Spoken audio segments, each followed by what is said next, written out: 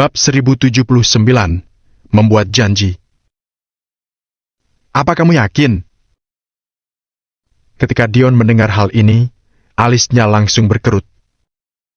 Sejak dia meninggalkan angkatan darat di barat laut, dia jarang ikut campur dalam urusan tentara. Hal ini dia lakukan untuk menghindari kecurigaan. Setelah Jacob meninggal dalam pertempuran, Dion menderita penyakit parah dan nyawanya nyaris tak tertolong. Sejak itu, dia tidak pernah bertanya tentang masalah di dunia militer. Di hadapan Dion, anggota keluarga Campbell tidak akan menyebutkan sepatah kata pun tentang militer. Faktanya, Dion benar-benar tidak tahu banyak tentang hal-hal di militer. Dia bahkan hanya mendengar kabar tentang Sean yang melegenda itu, tetapi tidak memahaminya secara detail. Ketika melihat nama Sean dan Jacob di buku tamu, Dion benar-benar terkejut. Bagaimanapun, status Sean saat ini tidak rendah dan dia sangat sibuk dengan urusan militer. Bagaimana mungkin dia masih punya waktu untuk mengunjungi keluarga Campbell? Kalau aku tidak salah ingat, dulu Jacob pernah mengangkat seorang putra di ibu kota selatan. Anak itu bernama Sean. Setelah terdiam selama beberapa saat, Dion berkata dengan lirih. Ya, benar, Tuan Dion. Pelayan itu berhenti dan mengangguk dengan jujur. Di keluarga Campbell, hanya sedikit orang yang berani membicarakan masalah militer di depan Tuan Dion. Dion sendiri tidak pernah berinisiatif untuk bertanya. Hari ini adalah pengecualian. Faktanya, selain Tuan Dion, anggota keluarga Campbell lainnya sangat memperhatikan masalah di dunia militer. Oleh karena itu, pelayan tersebut tentu saja tahu apa yang dikatakan Tuan Dion. Lihatlah, apa kamu tahu siapa dia? Dengan perlahan, Dion menyodorkan buku tamu yang bertuliskan nama Sean itu kepada pelayannya. Pelayan tersebut lantas mengambil buku tamu itu. Dia benar-benar belum membaca buku tamu hari ini. Jenderal Jacob? Sean? Benarkah ini Sean Lane? Setelah melihat daftar nama dengan jelas, mata pelayan itu tiba-tiba melebar. Dia tampak sangat terkejut. Seolah-olah kunjungan Sean ke kediaman Tuan Dion adalah sebuah hal yang luar biasa. Lebih tepatnya, seolah-olah kemunculan nama Sean di buku tamu itu mengejutkannya. Kenapa? Dari ekspresimu, sepertinya kamu terkejut ya? Sekarang, Sean adalah jenderal berpangkat tinggi di militer. Kalau dilihat dari pangkat kami berdua, Sean tidak perlu menghormatiku secara militer. Tapi, kalau dilihat dari hubunganku dengan ayah angkatnya, dia harus memanggilku kakek. Dion berkata pada pelayannya sembari mendengus dingin. Tuan Dion, saya tidak bermaksud seperti itu. Melihat bahwa Dion agak kesal, pelayan itu buru-buru menjelaskan. Lalu, apa maksudmu? Pertanyaan Dion itu membuat si pelayan terdiam. Meskipun tahu banyak mengenai Sean, pelayan tersebut tidak berani menjelaskan dengan detail.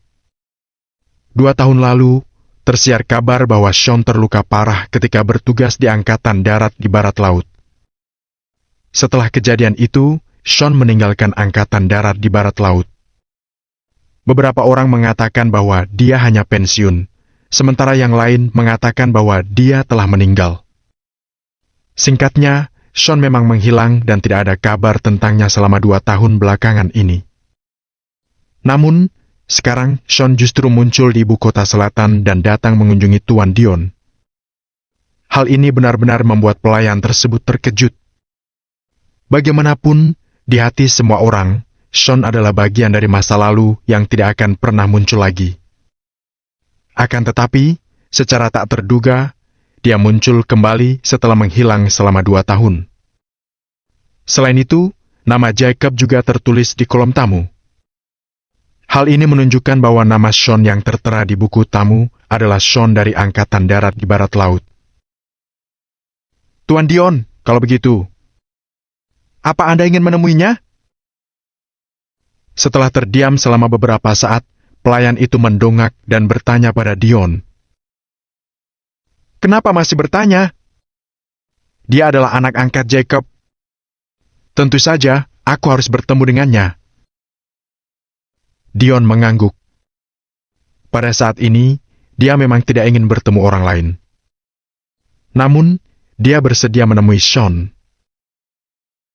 Tuan Dion, sebenarnya kita tidak tahu apa Sean ini adalah Sean anak angkat Jenderal Johnson. Pelayan itu terdiam selama beberapa saat, lalu mencoba untuk mengingatkan Tuan Dion. Berbeda dengan si pelayan yang mengetahui banyak hal tentang Sean, Dion tidak begitu kenal dengan anak angkat Jenderal Jacob tersebut. Apabila Sean menemui Tuan Dion, Sean pasti akan membicarakan tentang hal-hal seputar dunia militer. Pelayan tersebut khawatir apabila Tuan Dion akan kelelahan dan sakit setelah berdiskusi tentang hal itu. Benar atau tidak, aku akan mengetahuinya setelah bertemu dengan anak itu. Sana, telepon dia. Dion perlahan berbalik dan bersiap untuk kembali ke kamarnya untuk beristirahat. Tuan? Tuan Dion, sebenarnya ada sesuatu yang ingin saya katakan pada Anda. Pelayan itu terdiam selama beberapa saat dan akhirnya menyusul Dion. Pukul 10 pagi. Sean menerima telepon dari keluarga Campbell dan pergi mengunjungi Tuan Dion. Hal ini membuat Sean merasa agak terkejut. Awalnya, dia berpikir bahwa itu Tuan Dion akan menemuinya di sore hari. Namun, setelah menerima telepon barusan, Sean menyimpulkan bahwa hubungan antara Jacob dan Dion cukup baik. Ruang tamu keluarga Campbell. Pada saat ini, Tuan Dion dan seorang pria paruh baya tampak duduk di sofa ruang tamu. Seorang pelayan yang berada di dekat mereka menyajikan kopi untuk mereka berdua. Ayah, siapa tamu penting ini sampai-sampai ayah harus menunggunya secara langsung? Pria paruh baya itu perlahan mendongak dan menatap Dion dengan ekspresi bingung. Nama pria itu adalah Cedric Campbell, putra tertua Dion. Cedric adalah pria yang kompeten dalam bidangnya. Dia juga memegang posisi penting di kepolisian ibu kota selatan. Bisa dikatakan, jabatannya cukup tinggi. Bab 1080, bertemu Jenderal Lane. Kamu akan tahu sebentar lagi. Dion menyesap kopinya dan terlihat sangat tenang. Namun, sebenarnya, Dion merasa sangat gelisah. Baru saja, pelayan Dion sudah memberitahu Dion informasi tentang Sean. Sudah lama Dion tidak memperhatikan masalah di dunia militer. Dia benar-benar tidak menyangka bahwa perubahan sebesar itu telah terjadi dalam beberapa tahun terakhir. Cedric mengangguk dan menunggu dalam diam. Tak berselang lama, dua orang pelayan mengetuk pintu ruang tamu. Tuan Dion, Tuan Cedric, tamu Anda sudah datang. Setelah pelayan itu melapor, Sean perlahan masuk. Cedric langsung mendongak menatap Sean. Kesan pertama Cedric terhadap Sean adalah Sean masih sangat muda. Dengan status Tuan Dion, seseorang tidak dapat menemui Tuan Dion dengan seenak hati. Orang biasa harus memiliki kualifikasi yang layak untuk dapat bertemu dengan Tuan Dion. Sebagian besar dari tamu-tamu Tuan Dion adalah orang-orang penting dengan status yang tinggi. Mereka biasanya berusia di atas 40-an. Ini adalah pertama kalinya Tuan Dion menerima tamu semuda Sean. Selain itu, Cedric merasa bahwa Sean memiliki temperamen yang luar biasa. Cedric belum terlalu tua. Namun, setelah bekerja di kepolisian selama bertahun-tahun, dia telah melihat berbagai jenis orang dengan sifat yang berbeda-beda. Tuan Dion, perkenalkan, nama saya Sean Lane. Sean perlahan melangkah maju, sikap dan nada bicaranya tampak tenang. Sean Lane. Cedric bergumam di dalam hatinya. Kenapa nama ini terdengar tidak asing? Hehehe. Nak, kamu sudah dewasa. Dion tersenyum tipis, lalu melambaikan tangannya, menyuruh Sean untuk duduk. Sekilas, Dion tahu bahwa Sean di depannya ini adalah anak kecil yang datang ke kediaman keluarga Campbell bersama Jacob. Seiring bertambahnya usia, penampilan seseorang memang berubah. Namun, sifat seseorang tidak akan berubah. Ketika mengunjungi kediaman keluarga Campbell dulu, Sean mungkin baru berusia 10 tahun. Dia adalah seorang yatim piatu.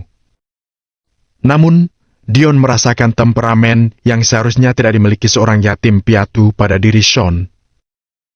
Saat itu, Dion menyimpulkan bahwa sebelum Sean menjadi seorang yatim piatu, dia pasti berasal dari keluarga terpandang.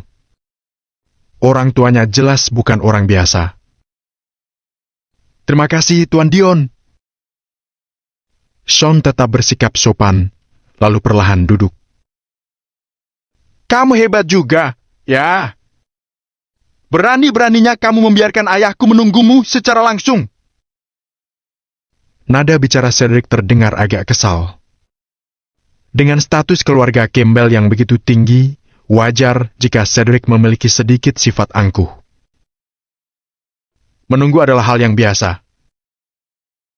Tanpa menunggu Sean berbicara, Dion langsung menyela. Ayah, jangan terlalu serius. Cedric menggelengkan kepalanya ringan, merasa sedikit tidak terima. Sean hanyalah seorang pemuda berusia 20-an. Cedric benar-benar tidak melihat sesuatu yang istimewa dari diri Sean. Cedric tahu semua keluarga berpengaruh di ibu kota selatan ini, tapi dia tidak pernah tahu siapa itu Sean. Namanya adalah Sean Lane. Dion mengambil cangkir kopi dan berkata dengan santai. Aku tahu, memangnya kenapa? Ucapan Cedric masih dipenuhi dengan nada menghina. Pikirkan lagi. Namanya Sean Lane. Dion tidak terburu-buru dan tidak merasa kesal. Nada bicaranya masih terdengar tenang. Sean? Kali ini, Cedric mulai mengerutkan kening. Dion mengulangi nama Sean 2 kali. Hal ini membuat Cedric menyadari bahwa pemuda itu bukanlah pemuda biasa. Sean. Setelah merapalkan nama Sean beberapa kali dengan lirih, Cedric tiba-tiba mendongak. Sean Lane. Beberapa tahun yang lalu, muncul seorang pemuda jenius di antara para prajurit angkatan darat di barat laut. Di usia muda, pria itu telah mengukir prestasi yang luar biasa dan memberikan kontribusi besar. Ketika baru saja menginjak usia 18 tahun, dia sudah meraih posisi jenderal. Sebelumnya, tidak pernah ada seorang jenderal yang berusia belasan tahun. Semenjak saat itu, semua orang mengetahui nama pemuda tersebut. Di negara ini, siapa yang tidak mengenal Jenderal Lane? Setelah mencapai posisi tersebut, Jenderal Lane membuat banyak prestasi. Dia bertugas di Angkatan Darat di Barat Laut dan memimpin jutaan prajurit yang gagah berani. Musuh-musuh mereka tidak berani melawan. Tahun demi tahun, pemuda itu terus mengukir prestasi, menambahkan deretan bintang di bahunya hingga akhirnya mencapai posisi jenderal terhebat bintang 9 di Angkatan Darat di Barat Laut. Di usianya yang baru menginjak 20 tahun, dia sudah terkenal di seluruh penjuru negeri dan tak terkalahkan. Marga pria itu adalah Lane.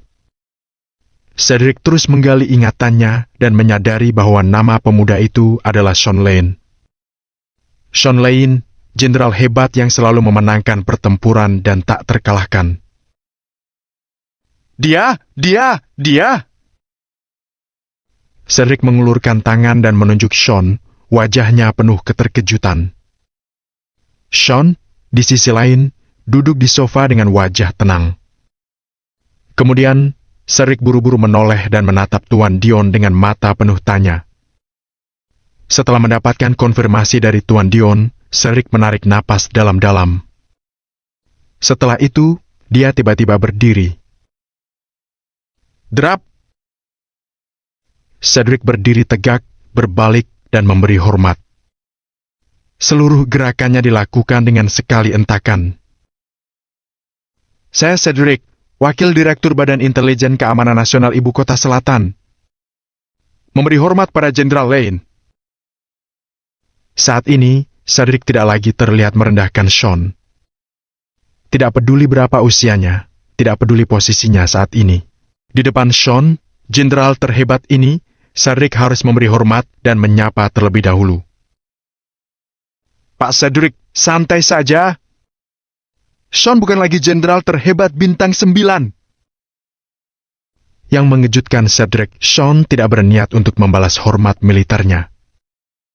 Sean hanya mengatakan hal itu pada Cedric seraya membungkuk dengan perlahan. Siap, jenderal. Cedric tidak berani melawan ucapan Sean dan kembali duduk. Kali ini, Cedric duduk dengan tegak dan tidak berani bersikap malas seperti sebelumnya. Bab 1081, Mencari Keadilan. Bab 1081, Mencari Keadilan. Saat ini, Cedric juga merasa sangat terkejut. Tentu saja, dia tahu tentang masalah Sean. Cedric bahkan pernah mendengar tentang berita menggemparkan yang terjadi di Angkatan Darat di Barat Laut 2 tahun silam. Beberapa orang mengatakan bahwa Sean meninggal dalam pertempuran, beberapa mengatakan bahwa Sean terluka parah dan pensiun. Sementara itu, beberapa orang lainnya mengatakan bahwa Sean diculik dan menghilang secara misterius. Selama 2 tahun, tidak ada kabar mengenai Sean. Bahkan sampai detik ini, keberadaan Sean masih menjadi misteri. Oleh karena itu, kemunculan Sean saat ini benar-benar mengejutkan Cedric. Aku dengar, kamu pensiun selama 2 tahun ya? 2 tahun ini pasti berat, kan? Dion menatap Sean dan bertanya dengan lembut. Ya, sedikit berat. Untungnya, saya bertemu dengan seseorang yang menyelamatkan hidup saya. Sean mengangguk ringan dan tidak menyebutkan nama Nora. Kamu adalah seorang jenderal. Kamu bisa menggunakan strategi untuk mengalahkan musuhmu. Seharusnya kamu tidak melakukan kesalahan semacam itu. Meskipun telah lama pensiun, Dion tetaplah seorang jenderal besar yang hebat. Dia telah memiliki banyak pengalaman. Setelah mendengarkan cerita pelayannya, Dion langsung merasakan kejanggalan dalam kasus Sean ini. Dion telah bertempur di medan perang dan bekerja di bidang militer selama beberapa dekade. Hanya dengan melihat formasi kedua belah pihak, dia bisa menebak hasil akhirnya. Sean mengalami kecelakaan dan telah menghilang selama 2 tahun. Dion merasa bahwa masalah ini sangat janggal. Mendengar ucapan Dion, Sean perlahan mendongak dan melirik Cedric.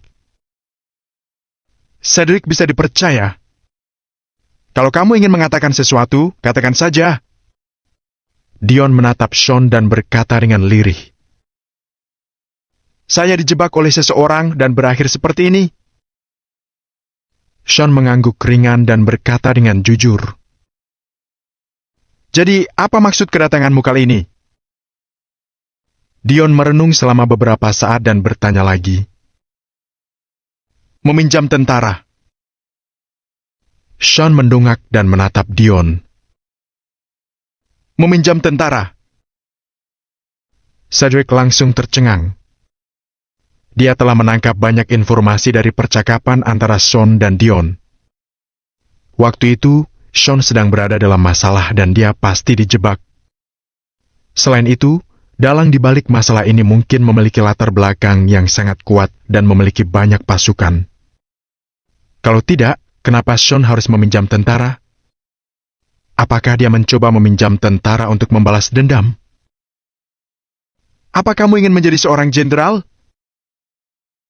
Dion sedikit menyipitkan mata dan langsung menebak niat Sean. Aku ingin mencari keadilan. Sean masih tetap tenang. Dia menatap mata Dion dengan penuh kesungguhan. Keadilan ini bukan hanya untuk dirinya sendiri, tapi juga untuk Hans dan Jimmy. Darah mereka tidak bisa tertumpah dengan sia-sia. Nyawa tidak boleh melayang dengan sia-sia. Menjadi seorang jenderal dan merebut kekuasaan? Sean hanya ingin mendapatkan kembali semua yang telah hilang darinya. Beberapa di antaranya termasuk utang darah waktu itu. Sayangnya, aku sudah lama tidak menjadi tentara. Aku hanyalah orang yang lemah dan tak punya pengaruh. Dion terdiam lama sebelum akhirnya menolak permintaan Sean dengan halus. Ucapan Dion itu mengejutkan Sean dan Cedric. Cedric sangat memahami bahwa dengan identitas Dion, dia bisa memanggil tentara hebat yang tak terhitung jumlahnya hanya dengan sepatah kata. Lalu, kenapa Dion mengatakan bahwa dia hanyalah orang yang lemah dan tak memiliki pengaruh? Dari ucapannya barusan, jelas bahwa Dion menolak permintaan Sean. Saat ini, Sean langsung merasa tegang. Apa Tuan Dion tidak mau membantu saya? Sean tahu bahwa kata-kata semacam ini tidak boleh diucapkan, tetapi dia tetap mengatakannya. Kenapa aku harus membantumu? Dion bertanya dengan nada retorik, seraya menggelengkan kepalanya ringan. Sikapnya sudah sangat jelas. Ucapan Dion selanjutnya membuat Sean terdiam. Hanya berdasarkan hubunganku dengan ayah angkatmu dulu? Lalu, kamu memintaku untuk mendukungmu dengan segala sumber dayaku dan terlibat dalam perselisihan ini. Apa menurutmu itu masuk akal?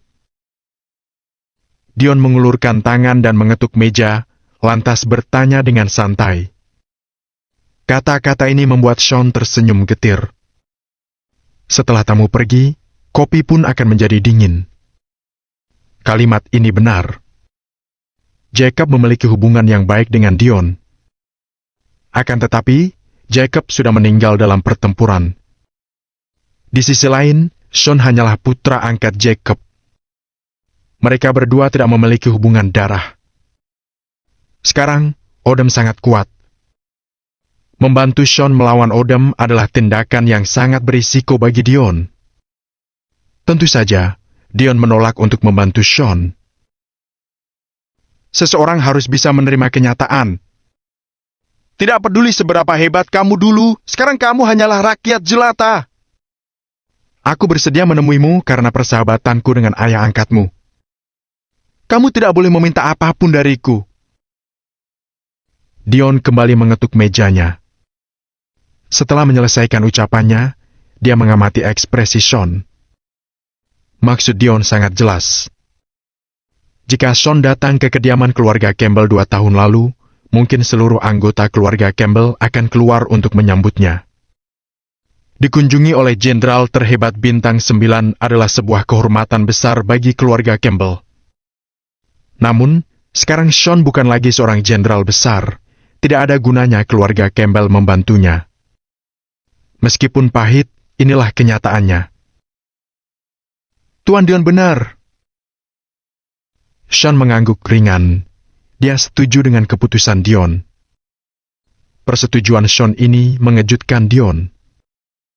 Dion berpikir bahwa Sean akan tersulut emosi, kemudian pergi. Namun, sikap tenang Sean benar-benar mengejutkan Dion.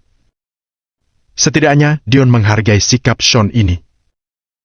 Namun, Dion tidak tahu bahwa dalam 2 tahun terakhir, sikap dingin Sean bahkan lebih serius daripada saat ini. Sejak dulu, Sean sudah banyak merasakan asam dan garam dunia. Dia telah mengetahui sifat dan hati manusia yang begitu mengerikan. Bagaimana mungkin sikap Dion bisa memengaruhi emosinya? Meminta tolong kepada keluarga Campbell hanyalah sebagian dari rencana Sean. Jika berhasil, dia bisa langsung mengeksekusi rencananya. Jika tidak berhasil, Sean masih punya cara lain. Bahkan jika jalan yang lain lebih sulit, bukan tidak mungkin untuk berhasil. Tuan Dion, hari ini saya sudah mengganggu waktu Anda. Saya akan berkunjung lagi di lain hari. Sean perlahan bangkit, kemudian berpamitan seraya tersenyum. Dion menatap Sean tanpa mengucapkan sepatah kata pun. Sean tidak tinggal terlalu lama. Dia lantas berbalik dan berjalan menuju pintu. Ketika Sean menyentuh gagang pintu dengan telapak tangannya, Dion langsung berdiri. Tunggu! Dion buka suara dan menghentikan Sean.